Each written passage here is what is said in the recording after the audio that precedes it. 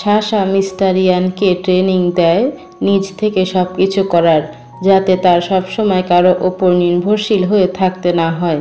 Mister ইয়ানও নিজের improvement দেখে অনেক খুশি হয়।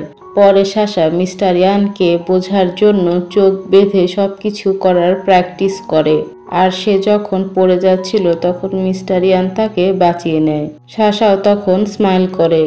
পরে সাশা রাস্তায় একা চলতে এবং সিঁড়ি দিয়ে ওঠা নামার প্র্যাকটিস করায়, আর তারা দুজনেই সেখানে অনেক ভালো সময় কাটায়।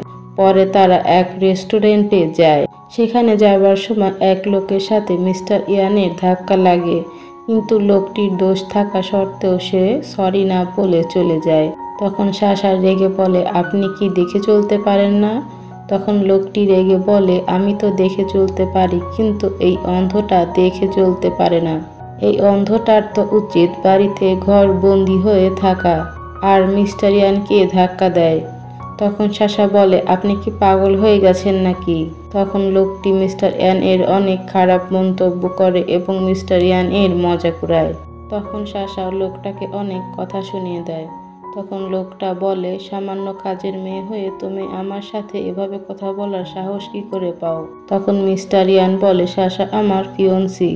আমি জানি আমি অন্ধ, আমি দেখতে পারি না, কিন্তু আমি আশেপাশের সব কিছু অনুভব করতে পারি এবং চলতে পারি।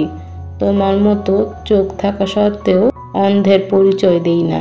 লোকটা কিছু বলতেই যাচ্ছিল, তখনই লোকটার ফোন আসে আর সে ওখান থেকে চলে যায়। তখন সাশা স্মাইল করে আর বলে, আপনি তো অনেক কুল, আপনি তো তাকে উচিত শিক্ষা দিয়েছেন। তখন মিস্টার ইয়ান বলে, সাশা আমি সত্যি তোমাকে দেখতে চাই এবং আমি সব কিছুই দেখতে চাই। পরের সিনে মিস্টার ইয়ানের মা তাকে বোঝাচ্ছিল যে এই অপারেশন সাকসেসের রেট মাত্র 20%। তোমার চোখ ঠিক হবার, আর তুমি তো আমার একমাত্র সন্তান।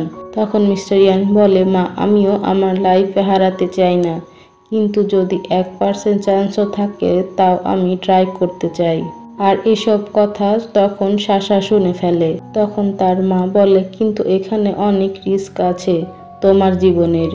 পরে সাশা মিস্টার ইয়ানকে বলে, তাহলে আপনি কি সত্যি সার্জারিটা করতে চাচ্ছেন? তখন মিস্টার ইয়ান বলে, হ্যাঁ। তখন সাশা ভয় কাঁদতে কাঁদতে বলে, যদি অপারেশন সাকসেসফুল না হয় তাহলে? তখন মিস্টার ইয়ান স্যাড হয়ে বলে, তাহলে আমাদের আবার নেক্সট লাইফে দেখা হবে। তখন সাশা মিস্টার ইয়ানকে জড়িয়ে ধরে আর বলে, না, আপনাকে আবার সুস্থ হয়ে আমার কাছে ফিরে আসতে হবে।